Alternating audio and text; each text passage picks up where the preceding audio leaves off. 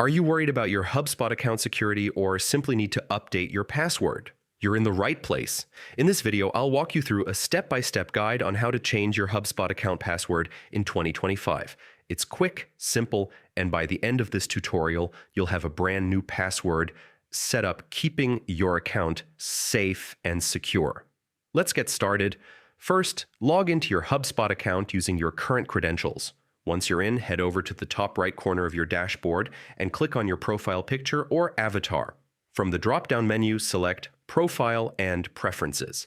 Inside the Settings page, look for the Security or Password section. HubSpot has made it very intuitive, so you'll find it easily in the left-hand sidebar or within the account settings. Now, click on Change Password. Here, you'll need to enter your current password first to confirm your identity. Then, type in your new password and re-enter it to verify.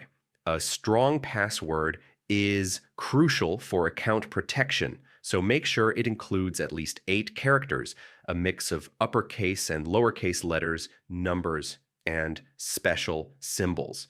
Avoid using obvious passwords like 1, 2, 3, 4, 5, 6, or your name. Once done, hit Save or Update Password. HubSpot will immediately apply the change and you'll see a confirmation message.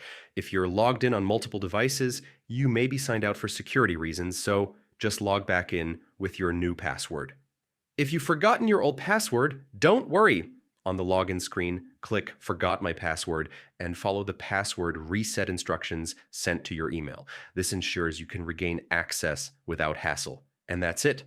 You've successfully changed your HubSpot account password in just a few simple steps. Regularly updating your password is one of the easiest ways to protect your account and sensitive data. If you found this guide helpful, make sure to hit that like button, subscribe for more quick HubSpot tips, and leave any questions you have in the comments below. Thanks for watching, and I'll see you in the next tutorial.